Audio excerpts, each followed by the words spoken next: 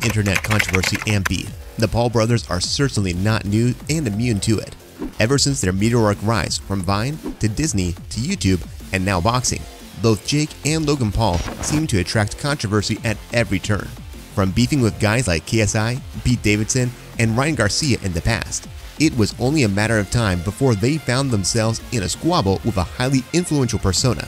Step forward, UFC President Dana White.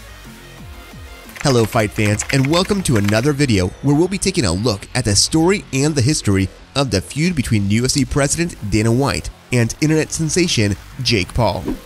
If you've followed anything related to combat sports or boxing on the internet in the past 6 months or so, then you probably have noticed the back and forth between Dana and Jake on the internet, with both men throwing insults and accusations at each other every other day it seems.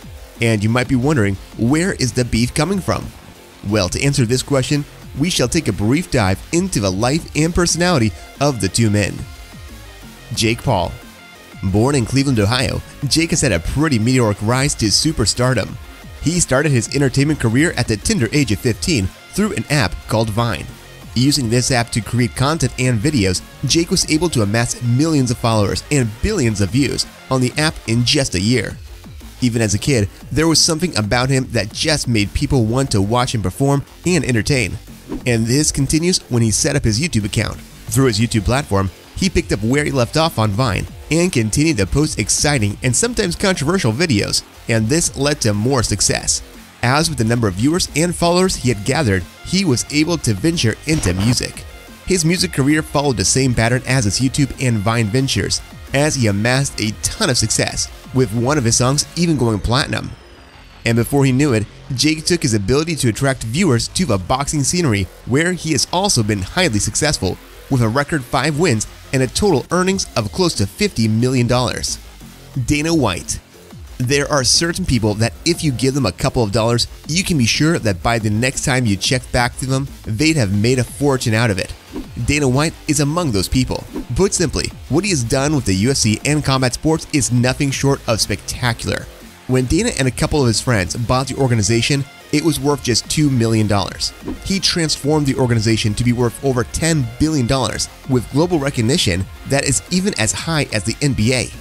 Today, whether you like it or not, the UFC is a monopoly of mixed martial arts. Regardless of promotions like Bellator or ONE FC, Dana's marketing strategy and ability to stay ahead of the game has ensured that its competitors are nowhere near the level of the UFC. So, when did the beef between the pair start, and what caused it? To put it in perspective, very few people like Jake Paul in the combat sports scene. But there is something different with how Dana described him and wants him to lose badly. This was first evident in 2021 when Dana allegedly made $1 million bet that Askren would beat Jake, and even went as far as recommending boxing trainers for Askren to train him for the fight. In the aftermath of finding this out, Jake took to social media to bash Dana, and the pair have been at it ever since. Like billionaire or some shit that you would get some fucking Botox because your forehead looks like a mother. But why doesn't Dana really like Jake? Well, the answer is pretty simple. Jake is doing what Dana does, and he perhaps is doing it better. Dana is a businessman, and his biggest strength is creating hype around a particular event or matchup. The hype leads to more viewers, which eventually leads to more money for the UFC. And how is this any different than what Jake Paul does? Jake uses the hate around him from the combat sports world, coupled with his already huge following and exceptional promotional campaign, to attract viewers to watch his boxing matchups. This is proved by the fact that the 25-year-old has gained over $40 million in less than 5 years of being in the boxing scene. This brings us to the next big question. What does Jake do better than Dana? Fighter pay. The issue of fighter pay has plagued the UFC since its inception, with the organization garnering a lot of criticism for its poor treatment of fighters. And when you look at the stats, the criticism is certainly warranted. As of 2022, just 20% of the UFC's total earnings go to its fighters. This figure is considerably less than that of other sporting organizations in the United States, like the MLS and the NBA, both of which appropriate 40 to 50% of their total earnings to paying their athletes. Take Paddy Pimblett for instance, one of the organization's rising stars. In his last fight, he claimed that he got only $12,000 to show, and $12,000 as his win bonus. And then you also have to consider the cost of training camp, coaches' fees, taxes, medical clearances, and host of other expenses, you realize that in the end, barely $5,000 remains with the fighter. For such a gruesome sport, this is appalling.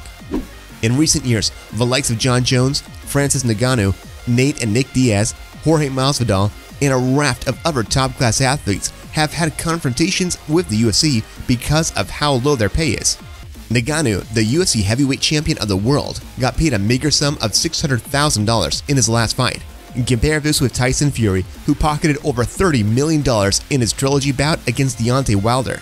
Jon Jones, arguably the greatest mixed martial artist ever, received just over $500,000 in his last fight in 2022 and has refused to fight ever since.